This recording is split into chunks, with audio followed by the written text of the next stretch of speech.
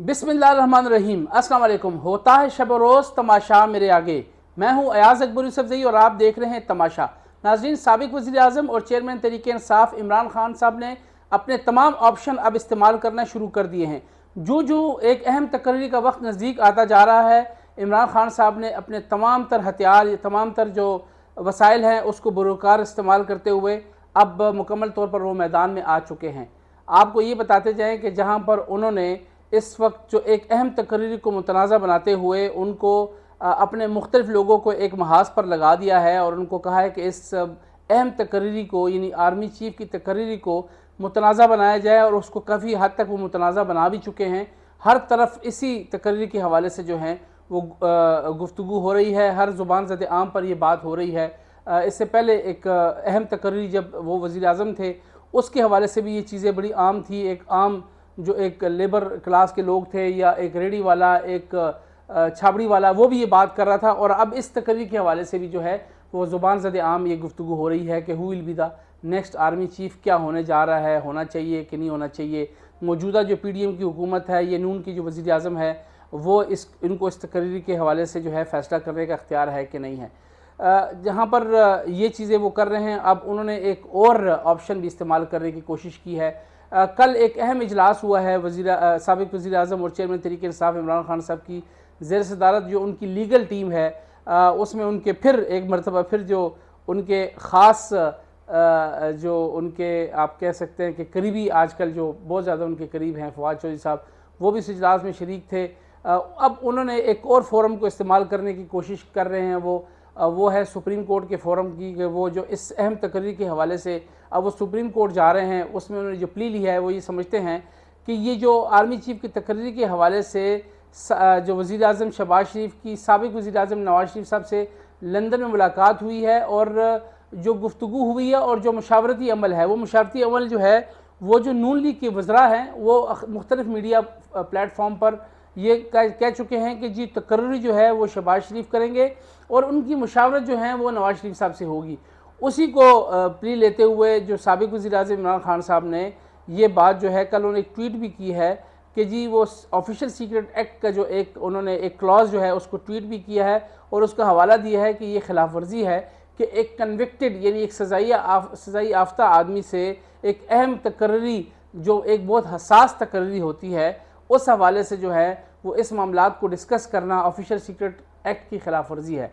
अब उस चीज़ को लेकर के उन्होंने कल लीगल टीम के साथ मशावरत की और उसके बाद उन्होंने तमाम तर जो ऑप्शंस को यूज़ करते हुए अब वो सुप्रीम कोर्ट जा रहे हैं और इसको जो सुप्रीम कोर्ट में चैलेंज करेंगे कि जो शहबाज शरीफ साहब है, जो वज़ीर आज़म हैं, उन्होंने ऑफिशियल सीक्रेट एक्ट की खिलाफ वर्जी की है, लिहाजा उनको रोका जाए। और अब ये जो अब तकरीरी हो रही है इसको मज़ीद एक और प्लेटफॉर्म के ऊपर जो एक बहुत सुप्रीम प्लेटफॉर्म है, आपको पता ही अदालत उज़्मा का, उसमें अब इसको चैलेंज करने जा रहे हैं ताकि मज़ीद इसको कंट्रोवर्शियल बनाया जाए। हम पहले अपने वीलॉग में कई दफ़ा ये चीज़ें बता चुके हैं कि इस वक्त जो खान साहब का मोटिव मिशन है वो ये है, क्योंकि उनकी बात नहीं सुनी जा रही, बैकडोर बात भी हुई, मुलाकात भी हुई, उनको कोई पॉजिटिव रिस्पॉन्स नहीं मिला, किसी किस्म की उनकी कोई डिमांड पूरी नहीं हुई, तो उन्होंने अब जो महाज खोला है वो ये कह रहे हैं कि मुख्तलिफ प्लेटफॉर्म के ऊपर अब इस तकरीरी कोई मुतनाज़ा बना दिया जाए ताकि इस्टेब्लिशमेंट या वो लोग जो इसके ज़िम्मेदार है वो बैकफुट पे आ जाए और वो मजबूर हो जाएं कि इनको खान साहब को चुप कराने के लिए वो इनके साथ मज़ीद बैठें और कुछ लोगों के हवाले से इनके साथ नेगोशिएशन करें और इनकी डिमांड्स को पूरी करें। इनकी डिमांड्स आपको पता ही है वो क्या है कि वो चाहते हैं कि फौरी तौर पर नए इलेक्शन का ऐलान किया जाए और कोई न्यूट्रल सेटअप आए और ये जो PDM की हुकूमत है, ख़ास तौर पर जो इस वक्त वज़ीर आज़म शहबाज शरीफ साहब बैठे हैं, इनको वो फारग करें और इस हुकूमत का फौरी तौर पर वो ख़ात्मा चाहते हैं। और उनकी एक डिमांड ये भी है कि आर्मी चीफ़ की तकरीरी उस वक्त तक रोकी जाए जब तक नई गवर्नमेंट ना आए और वो इस चीज़ को डिसाइड करे, जैसे हम बार बार इस चीज़ के हवाले से बात कर रहे हैं। तो एक तो हमारे पास ये ख़बर है कि उन्होंने इस ऑफिशियल सीक्रेट एक्ट को जो है वो आला इस्तेमाल करते हुए इसको अब वो सुप्रीम कोर्ट जा रहे हैं और इसको अब वो चैलेंज करेंगे ताकि मज़ीद इस फोरम के हवाले से भी इस पर बात हो, ख़बरें आएँ, गुफ्तगू हो और मज़ीद इसको कंट्रोवर्शियल बनाया जाए, जो वो कई दिनों से बना भी रहे हैं, आपने देख भी लिया हो।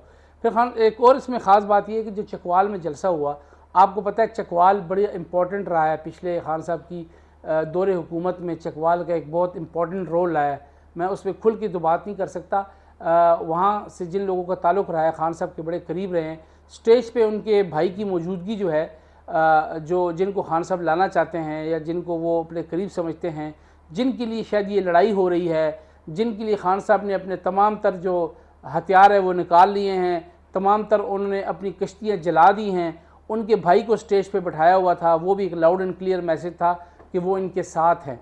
तो ये भी एक बहुत बड़ा जो है इस्टेब्लिशमेंट को जवाब है कि ये मेरे साथ बैठे हुए हैं और उन्हीं के शहर में उन्हीं के साथ बैठ के न्यूट्रल्स को या इस्टेब्लिशमेंट को ललकारना और मिस्टर एक्स और मिस्टर वाई की बातें करना और उनको बताना कि जी अगर हमें कॉलें आ रही हैं अननोन नंबर से तो आप भी उनको फ़ोन करके धमकाएं। ये सारी जो गुफ्तगू चकवाल की सरजमीन पर करने का मकसद था, उनको ये बताना कि वो उनके साथ है। अब देखें, फ़ौज जो है ये एक डिसिप्लिन फोर्स होती है और हर फौजी जो वर्दी पहनता हो वो उस अपने बॉस की, अपनी चीफ़ की जो है वो ओबे करता है उनके ऑर्डर को। लेकिन इस तरह उनको पोलिटिसाइज़ करना और इन चीज़ों को करना, ये खामखा एक नया जो है वो पिंडोरा बॉक्स खोलने के बराबर होगा। बहरहाल एक चीज़ जो शायद आपने नोट नहीं की लेकिन हमने तो नोट की है कि खान साहब ने उनके भाई को, जो एक शख्सियत है, मैं नाम नहीं लेता, हमारे लिए तो नाम लेना थोड़ा सा मुश्किल हो जाएगा, लेकिन जिन शख्सियत की वजह से सारी, मैं ये इसको ज़रूर बताऊँ कि जिस शख्सियत की वजह से ये सारी लड़ाई हो रही है, खान साहब ने ये सारे माज खोले हुए, उस शख्सियत के भाई को अपने साथ स्टेज पे बैठाया हुआ था और उन्हीं के इलाके में, उन्हीं के गांव में, उनके शहर में इतना बड़ा जलसा करने के बाद उन्हीं के इदारे को ललकारना जो है ये बहुत ख़तरनाक बात है। एक तो ये बात होगी। दूसरी बात ये कि एक और कल मीटिंग हुई है माशी टीम के हवाले से। खान साहब ने एक मीटिंग की जिसमें शौकत तरीन साहब जो है बड़े एक्टिव हैं।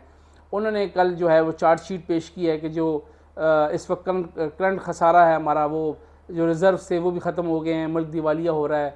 तो एक उनकी ये जो मुख्तलिफ़ लोगों को ऑन बोर्ड किया है, जो मुख्तलिफ़ स्टेक होल्डर्स हैं उनको भी ऑन बोर्ड करने के हवाले से उन्होंने ये कहा है कि एक डाटा इकट्ठा करेंगे और उसको पेश करेंगे अवाम में, मीडिया में, ताकि उनको बताएं कि कितने अरसे में 7-8 महीने जो इनकी हुकूमत के हुए उन्होंने ख़जाने के साथ क्या खिलवाड़ किया है और क्या इन्होंने मुल्क की इकॉनमी के साथ खेला है। तो ये उन्होंने कल एक इजलास, एक इम्पॉर्टेंट इजलास ये किया हुआ था। तो खान साहब आजकल थोड़े से एक्टिव ज़रूर हुए हुए हैं। तीसरी जो बड़ी इंपॉर्टेंट बात यह है कि जो इस्लामाबाद की तरफ लॉन्ग मार्च की बात है, उसके हवाले से खान साहब जो है मुकम्मल तौर पर चार्ज हैं। आज खान साहब लाहौर पहुंच चुके हैं। लाहौर में उन्होंने एक, वहाँ पर सुप्रीम कोर्ट रजिस्ट्री में उन्होंने एक वकला के कन्वेंशन से खिताब भी करना है और लाहौर की लोकल क़यादत से मुलाकात भी करनी है। और क्योंकि लॉन्ग मार्च इन्होंने लाहौर से स्टार्ट करना है और लाहौर में हुकूमत जो है वो सो कॉल्ड पीटीआई की है, लेकिन सीएम जो है वो पीटीआई का नहीं है, सीएम कहीं और से कंट्रोल्ड है। ये भी एक बहुत बड़ा चैलेंज है, जहाँ पर खान साहब बहुत कॉन्फिडेंट है कि वो चढ़ाई करेंगे इस्लामाबाद में।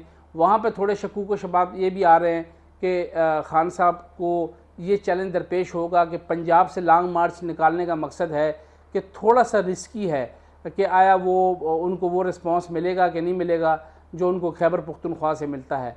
उस हवाले से वफाकी हुकूमत ने भी अपनी तैयारी मुकम्मल कर ली है। रेड जोन को अभी से उन्होंने जो कंटेनर्स वगैरह है लगा के सील कर दिया है और नफरी उन्होंने मंगवाना शुरू कर दी है। उन्होंने रिक्विजिशन की है, सिंध से उन्होंने नफरी मंगवाई है, एफसी की बहुत बड़ी नफरी उन्होंने मंगवा ली है।